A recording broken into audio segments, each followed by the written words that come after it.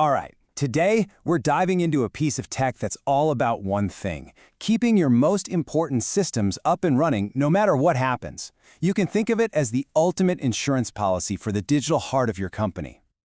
So just imagine for a second, your main business system, the one that handles literally everything, every order, every payment, all your critical data, it just stops.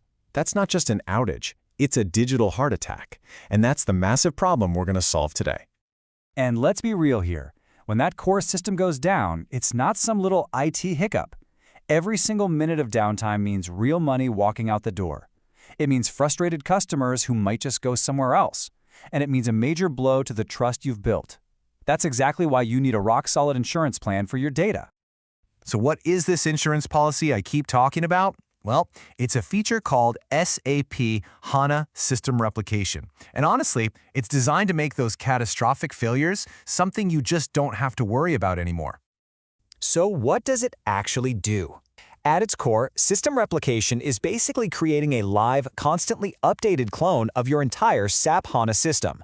Just picture it, a perfect duplicate, always on standby somewhere else, ready to jump in and take over the second the main system has a problem.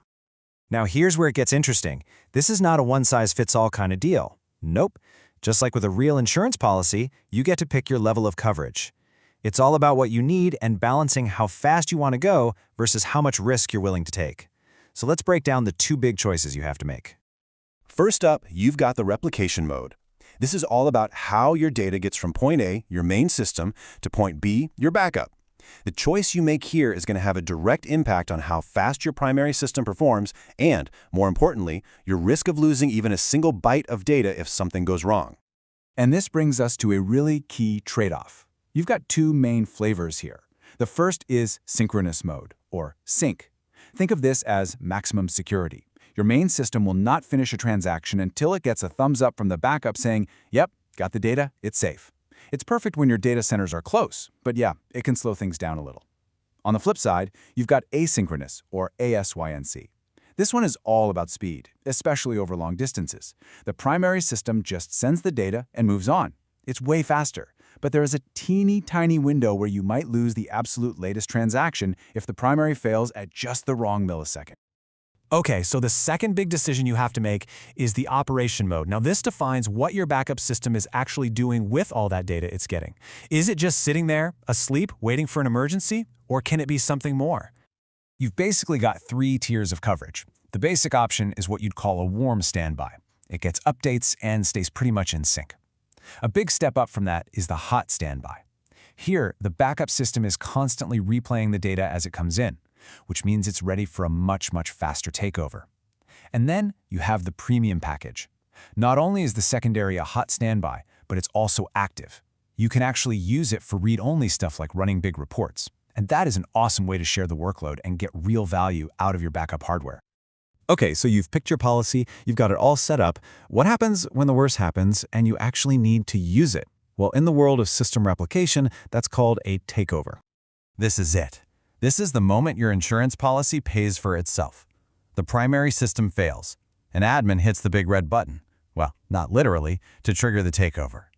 The secondary system instantly takes over, becomes the new primary, and all your users and applications are redirected. For the business, it means you're back online with as little disruption as possible. Now, there's a quick but important distinction to make here. A takeover is not the same as a failback. Think of it this way. The takeover is the emergency switch you flip during a disaster. The failback, well, that's the planned, careful process of switching everything back to normal after you've fixed the original system and the crisis is over. But wait, there's more. The options don't stop there. Just like with good insurance, you can add some really powerful riders to your policy. These give you even more flexibility and protect you from some really specific kinds of problems. For example, you can have one primary system replicate to multiple backup sites at the same time for ultimate protection. There's even a feature that's like a time machine for your database. It lets you restore your backup to a point in time before someone made a big mistake, like accidentally deleting a ton of data. Other options make the whole failover process even smoother. Invisible takeover means your users might not even know it happened. And takeover with handshake gives you a zero data loss guarantee during planned maintenance. Pretty cool, right? So we've gone through all these technical details, but what's the real payoff? At the end of the day, what's the big benefit of putting all this in place? Ultimately, this isn't just about recovering from a disaster. It's about business continuity. It's about having the strategic foundation and the confidence to run your business, to innovate, to grow, without that nagging fear in the back of your mind that it could all come crashing down. It's about being able to sleep at night.